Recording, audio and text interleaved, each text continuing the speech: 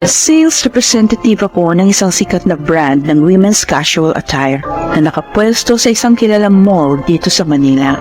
Sa nasabing product company ko na rin nakapalagay ang loob ang magkasintahang Carlo at Lerma na parehong salesperson at matagal na rin sa kumpanyang pinaglilikuran. Nang magdesisyon silang pakasal, isa ako sa naging saksi sa mahalagang araw na yon na hindi ko inakalang magpapabago sa takbo ng aking buhay. Talagang hindi na kayo nagpaawat ni Carlo sa pagmamadaling makasal, ano? Paano nga? Mabubura na yung edad ko sa kalendaryo. At siya naman talagang burado na nga. Katwiran pa nga niya. Lampas-lampas na nga raw kami sa marrying age. Kaya kailangan na raw namin maghabol sa pag-aanak. Sabagay, totoo naman talaga yung sinabi ni Carlo. Ang tanong, ikaw friend, hanggang ngayon ba wala pang makisig na bachelor na nag-aangkin ng puso mo? Ay, anong magagawa ko? Wala pang mga signs na merong right guy nga na nakadadana para sa akin. Alam mo, dapat mo kasing gawin, maging big believer ka. Mas isipin mo yung kapangyarihan ng destiny. Ano? Tulad ba ng lalaking yun? Nakausap ni Carlo?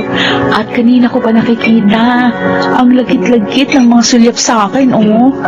Halos subaran na ako sa mga tingin niya. Ay, naku, si Ricky yun. Actually, electrical engineer siya sa mola. Kinapupwesto nga ng mga product natin.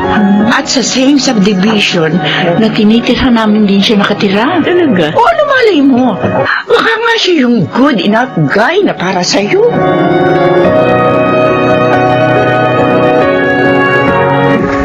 Talagang lalo siyang gumaganda pag tinititigan, ano, Carlo? Palagay ko, lalo na sa malapitan. Sa tono mong yan, talagang gusto mo siyang makilala, Ricky. Hindi ko talaga mapapalampas ang araw na to. Hindi ko siya makilala. Hindi na ako mapakali. Halika na nga. Ipakikilala na kita kay Connie. Baka kasi maging kasalanan ko pa kapag na-depress ka at nabaliw. Dahil lang sa hindi kita naipakilala sa kanya.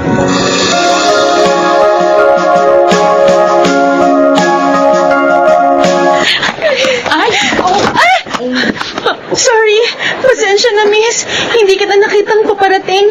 Hindi kasi ako nakatingin sa daraanan ko. Sorry talaga. Okay. Sa'yo nga ako nag-aalala. Baka ako nasaktan ka, lalo na butis ka pa. Okay lang ako. Sige, mauna na ako sa'yo. Sandali lang. Napansin ko kasi umiiyak ka eh.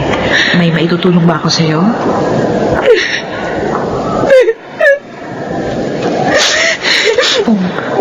Yung kasing lalaking dapat managot sa pinagbubuntis kong to.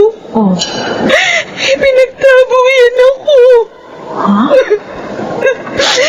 Hindi ko naman hinihingi sa kanyang pakasalan ako dahil alam kong hindi niya naman gagawin yun. Ang tanging hinihingi ko ng awa sa kanya ay ang pananagutan niya sa sanggol na dinadala ko sa sandaling isilang ko na. Dahil wala naman akong paraan para buhayin ito. Pero yun yung una mong dapat hingin sa kanya, ha? Ang pakasalan ka. Para maging ganap yung pananagutan niya sa'yo at sa inyong magiging anak. Nalaong pakasalan niya ako. Kasambahay lang niya ako eh. Huh? Pinagsamantalahan niya ako. Ano? Paulit-ulit. Nang malaman niyang buntis na nga ako, pinalayas na niya ako. O di kung gano'n, mas dapat mo siyang papanagutin sa ginawa niya. Pwede mo siyang idemanda. Sige na, miss. Masyado na pala ako maraming naikwento. Pasensya na, ha? Naabala kita. Sandali lang, miss! Miss!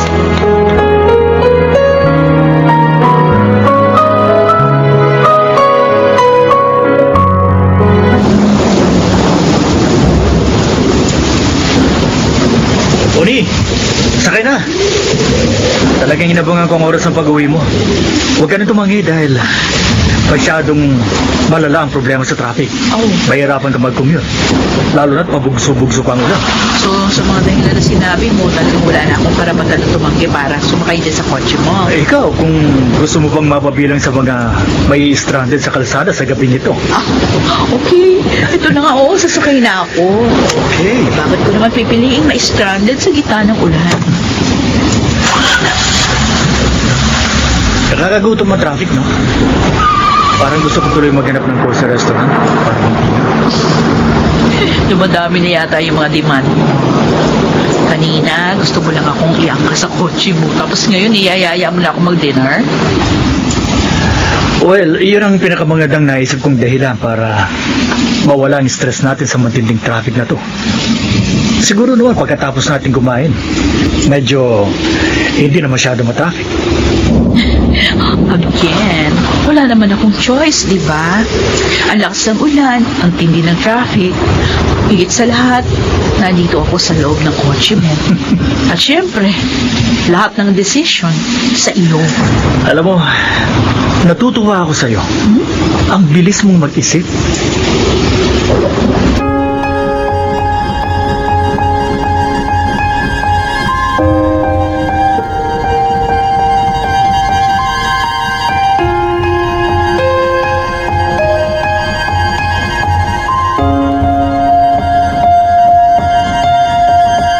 Nakita ko kaninang uwian.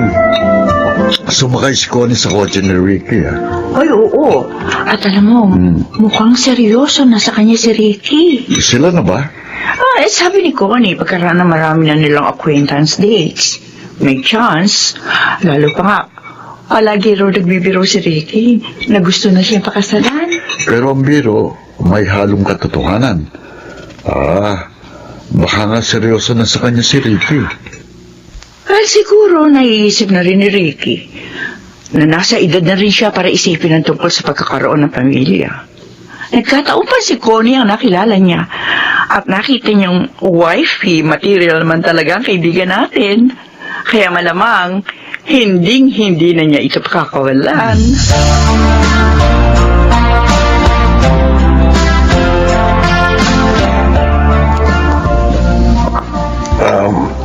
Iha, Mano, ako po ba tinatawag niyo?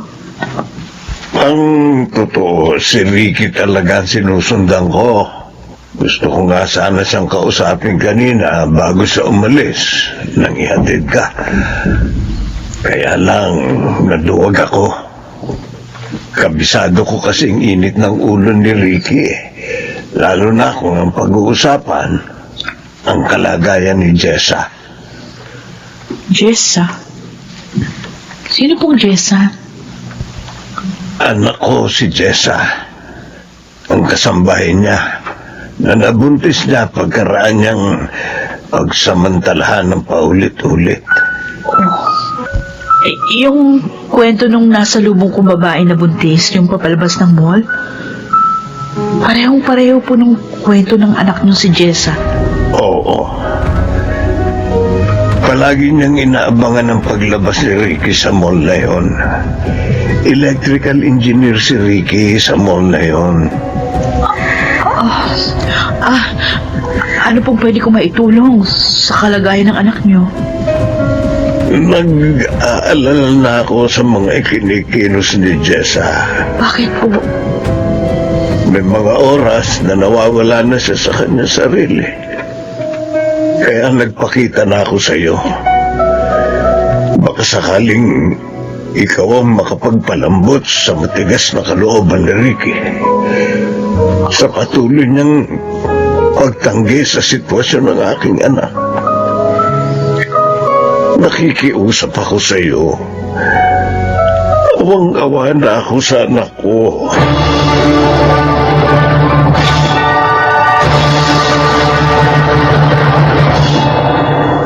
Connie, ano ba? Iniiwasan mo ba ako? Mula pa kanina paglabas sa mall, pinahihirapan mo na ako sa paghabol sa'yo. Oo, talagang pinahihirapan kita dahil ayoko na makita ka at makaharap, ni makausap. Pwede ba, bago mo ako tratuin na nakakabwisit, sabihin mo muna sa akin ang dahilan. Ano ba pinagkakaganyan mo? Napipiko na ako sa pagbabaliwala mo sa akin. Si Jessa, yung binuntis mong babae na nakasalubong kong umiiyak paglabas ng mall. Si Mang Berting, yung tatay niya, na nagmamakaawa, nakikiusap sa akin para maantig ang kalooban mo sa kalagayan ng anak niya. So, alam mo na palang tungkol kay Jessa. Ayon kay Mang Berting, nagpapakita ng mga senyalis ng depresyon si Jessa. Nag-iiba na rin ang kanyang mga kilos. Madalas nagsasalita mag-isa. Connie, ano bang kinalaman ko sa nangyayari sa kanya? Siya ang may kontrol sa isip niya, sa katawan niya. Yan lang bang kaya mong sabihin? Pagkatapos mo pagsamantalahan ang kahinaan niya? Ricky, nasan ang puso mo? Dugo mo ang sanggol na dinadala niya. Connie, Sa magiging anak mo man lang. Makadama ka naman ng awa. Pero sana nga, kung makukonsensya ka, maawa ka na rin kay Jessa. Dahil ginagawa mong miserable ang kanyang buhay.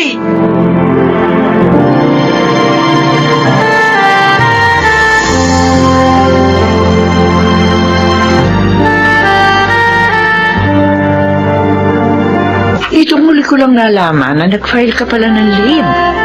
O ano, kumusta ka na? I'm okay. Marami lang realizations sa nangyari. Naging guilty tuloy kami ni Carlo. Eh kasi kami ang dahilan kung bakit kayo nakakilala ni Ricky. No, wala kayong kasalanan. Sa akin naman, mas inaalala ko yung situation ni Jessa kaysa sa anumang namamagitan sa amin ni Ricky. Mabuti na nga lang. Hindi pa ganun kaseryoso yung relasyon namin. Naisip ko, sa klase ng character ni Ricky, pwede rin mangyari sa akin yung nangyari kay Jessa. Honey, pagdarasal ko na sana, malampasan mo agad ang lahat ng lungkot na dinaranas mo ngayon. May mga pangyayari sa buhay na dapat nang kalimutan. Lalo na kung hindi ka dapat na manatili sa alaala, Lerma. Oo, parang hindi ganun kadali yung proseso ng paglimot. Pero ito na yung pinakamabisang paraan para muling may pagpatuloy ang buhay.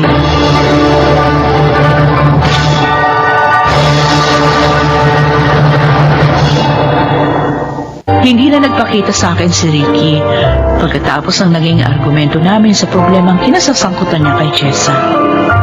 Hindi ko na rin hinangad na makita pa siyang muli. Malinaw na rin sa akin na ang hindi niya pagpapakita, patunay lang na hindi siya seryoso sa anumang maaaring mamagitan sa amin. Marami siyang kahinaan na hindi niya kayang paglabanan.